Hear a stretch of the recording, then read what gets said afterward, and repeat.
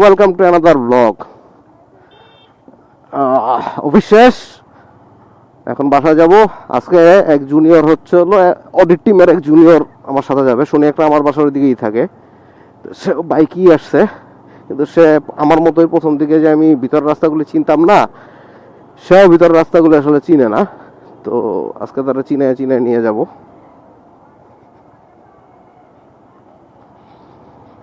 তো ওই লক্ষ্যেই যাচ্ছি। আর আকাশে হালকা পাতলা মেঘ আছে।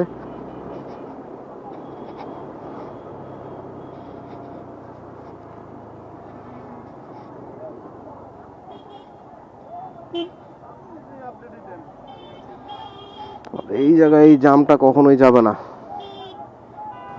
ও, এই এতটুকু জায়গা অফ রোডে আমার প্রতিদিনই খুব বিরক্ত লাগে।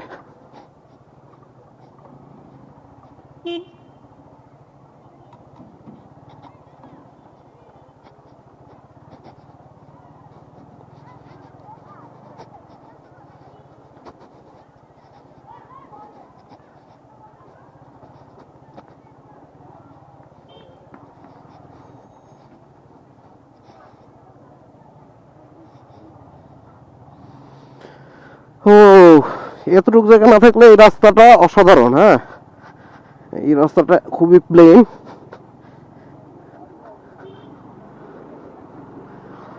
এইটুক না থাকলে এটা সুন্দর মতো চলে যাইতো, বাট এতটুক রাস্তা আসলে বেশি খারাপ। এটাই হলো পেইন। তা কিছু করার নাই।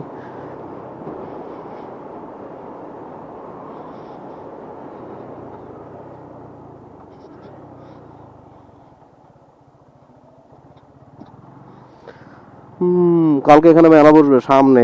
আপনাদের এর আগের ব্লগে দেখাইছিলাম কোন এক ব্লগে যে সামনে মেলা বসে। আবার এখান দিয়ে এখন হচ্ছে কিছু খাবার দোকান হয়েছে। নাইস। আগে এত কিছু ছিল না। আস্তে যত দিন যাচ্ছে তত সামনে শুনলাম একটা পার্কও হয়েছে। এই সোজা গেলে আমাদের একটা জমি আছে, ক্যানেল পার্ক বলে এটারে। এটাই ক্যানেল পার্ক। তো জমির ওখানে আপনার হচ্ছে হলো এখন নাকি হচ্ছে পার্কটার কি কি হয়েছে।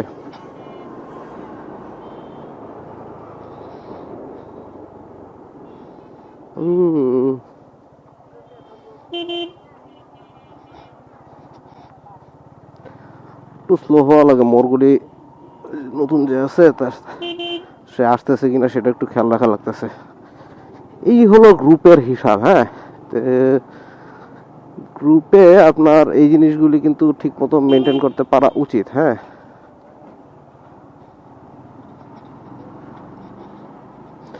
ঠিক মতো যদি মেনটেন করতে না পারেন তো সেক্ষেত্রে একটু প্যারা হয়ে যায়।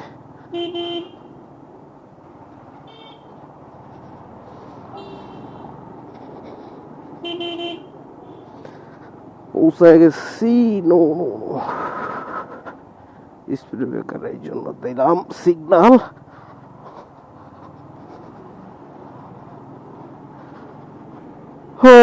এখান দিয়ে আবার নতুন একটা স্পিড ব্রেকার আসছে এখন।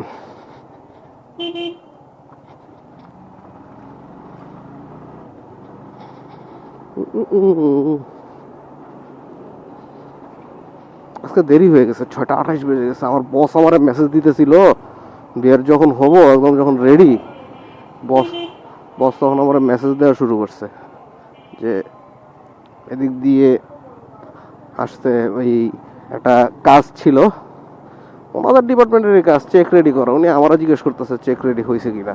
উনি আমারও জিজ্ঞেস করলে হইলো সেই জিনিস।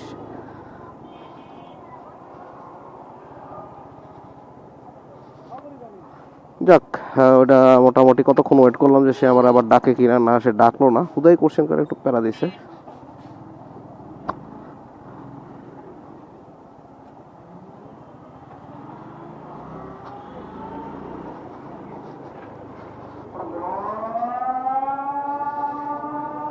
তার কোনো বিষয় না। আজান দিচ্ছে, আজানের পরে আবার কথা বলবো।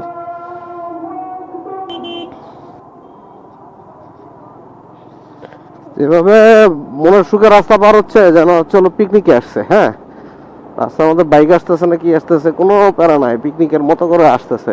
আর এই রাস্তাটা আপনারা জানেন বরাবরই আমার খুবই পছন্দ। এই রাস্তাটা আসলেই একটা ফিলিং এ টান দিতে ইচ্ছা করে হালকা পাতলা। যদিও রাস্তাটা খুব রিস্কি, কারণ আশপাশে প্রচুর গলি, প্রচুর বাসা, পিচ্চি বাচ্চা যে কোনো সময় দৌড় দিতেই পারে। তো এই রাস্তাটায় কিছুটা হলেও সাবধানে চলার চেষ্টা করি, বাট কি বলবো, ফিলিং আসলে তো আসলে কিছু করার নাই।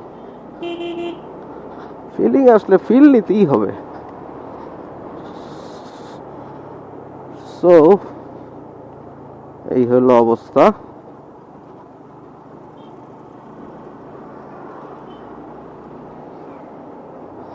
না, ক্রস করে নাই।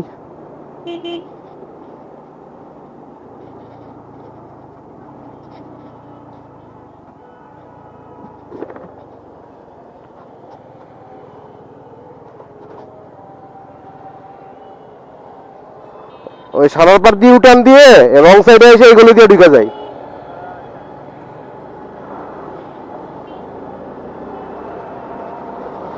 এবার আর তার সাথে থাকার কোনো প্যারা নাই। তার মেইন রোড উঠে দিছি, বাকিটা সে প্রাপ্তবয়স্ক ছেলে, মেইন রোড তো অবশ্যই চিনে এসে। তো এবার আমি আমার টান টানি, ক্লাস নিয়ে যায়, লাগলে পুরোপুরি যাইতাম। তো যাই, অনেকটুক একসাথে আসছি। এটা মনে হচ্ছে অফিসেরই গাড়ি, দেখি তো সামনে যে একসাথেই তো উঠলো। এই পিজে তো মনে হচ্ছে অফিসেরই, কে জানে বাকিটা।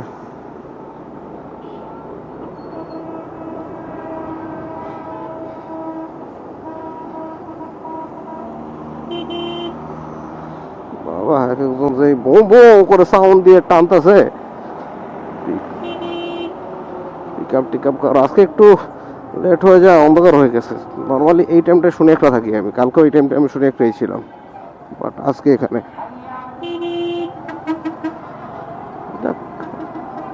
বেশিক্ষণ না আসলে, ধরতে গেলে 10-15 মিনিট লেট হয়েছে। আসলে 10-15 মিনিট লেট না, লেট হয়েছে অ্যাকচুয়ালি আমার 6-7 মিনিট। কিন্তু ওই 6-7 মিনিটের জেটটা মানে ওই টাইম মতো বেরোলে ওই 6-7 মিনিটই থাকতো, 10-15 মিনিট আসতো না। টাইম মতো বেরোতে পারি নাই বলে 10 মিনিট হয়ে গেছে। এই হচ্ছে হলো ইস্যু ইস্যু।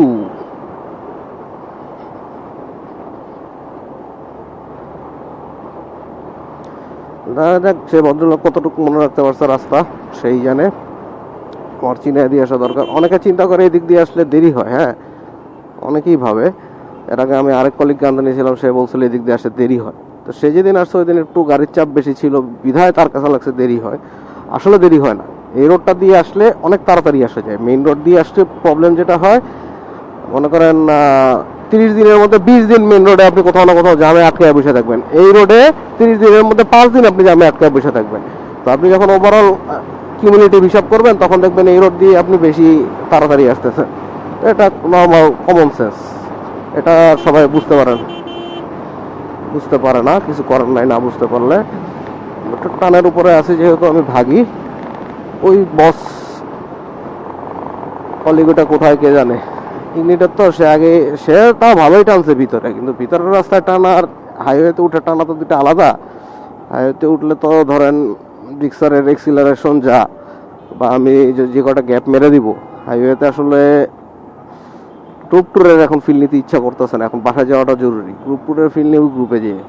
আর আমি যেখানে সোলো রাইড পছন্দ করি, সেখানে গ্রুপ ট্যুর তো আমার কাছে স্বপ্ন না। আপনারা তো জানেন আমি সোলো রাইড পছন্দ করি। তো যাই হোক, যেতে থাকি। মাতুয়াইল মেডিকেল পার হচ্ছি, টানেও না সাইডও দেয় না। যাই, এবার ক্রস করে চলে যাই।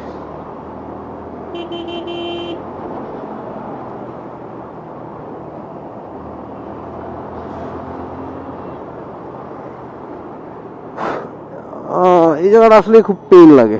এই যে ব্যারিকেড গুলি দিয়ে রাখে, কোনো মানে আছে এইসব ব্যারিকেডের? কোনো দরকার আছে এসব ব্যারিকেডের? প্রতিটা দিন এইসব ব্যারিকেড দিয়ে রাখে। এই যে একটা অ্যাক্সিডেন্ট ব্যারিকেডের জন্য যদি হয়, ব্যারিকেডের জন্য কিন্তু আসলে অ্যাক্সিডেন্ট হয়ও, হ্যাঁ। তো এই জিনিসগুলো তো আসলে কোনো আমি প্রয়োজনীয়তা দেখি না, কেন দেয় তারাই ভালো জানে। যাক, এটা প্রশাসনের বিষয়, হয়তো তাদের কোনো উপর থেকে অর্ডার আছে বা কিছু আছে। আর আরেকটা মনে হয় যেটাতে যে ট্রাক থামানোর জন্য দেয় হয়তো, ট্রাক কিন্তু এখান থেকে প্রচুর আসে।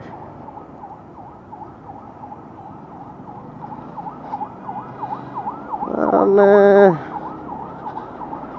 অ্যাম্বুলেন্স তো হয়তো কোনো ঝামেলা আছে। হিরো এক্সট্রিম 125R 125 সিসিতে আমার সবচেয়ে পছন্দের গাড়ি বর্তমানে, যতদিন না CB 125R না আসে। Till then this is the best bike of 125 CC in Bangladesh, and it's a value for money, I can say you that. এটা আমি বলতেই পারি, এটা ভ্যালু ফর মানি শুধু আমি না, 125R যদি আপনি চালায় থাকেন, আপনি আমার সাথে একমত না হয়ে যদি অন্য মত হন, তাইলে আপনার সমস্যা আছে, আপনি কোনো না কোনো কোম্পানির দালাল। যদি আমি হিরোর বাইক কিন্তু চালাই না, হ্যাঁ, আমার দালাল বলেন না, আমি সুজুকি চালাই এবং সুজুকির প্রতি আমার অনেক কমপ্লেন আছে।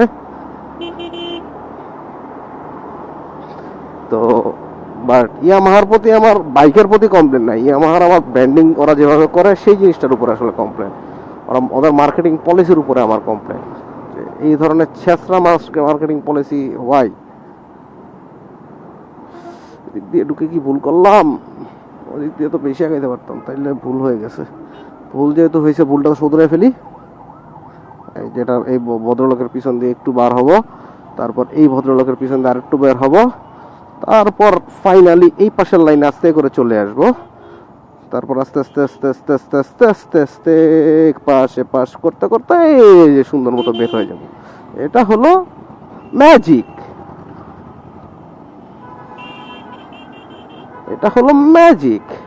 এই কি সুন্দর আস্তে আস্তে কাটতে কাটতে কাটতে কাটতে কাটতে কাটতে কত দূর চলে আসছি, তাই না? এভাবে আসতে হবে, এছাড়া আসলে আর কোনো উপায় নাই। হায়েস আমাকে সাইড দিল না, কিছু করার নাই, সাইড দেয় নাই, সাইড সামনে যে তোমার এই পিছনে ফেলাই দেবো।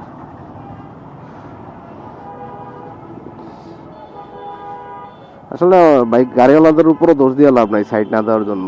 আমাদের কিছু কিছু বাইকাররা তাদের এতই বিরক্তি করে যে আসলে তারাও বাধ্য হয়ে এই কঠিন পথটাই বেছে নেয়, তাই না? এটা আসলে তাদের উপর পুরোপুরি দোষ দেওয়ার কিছু নেই। কিছু বাইকার আছে আমার নিজেরই মাথা গরম করে দেয়, আর তো প্রাইভেট, তাই না?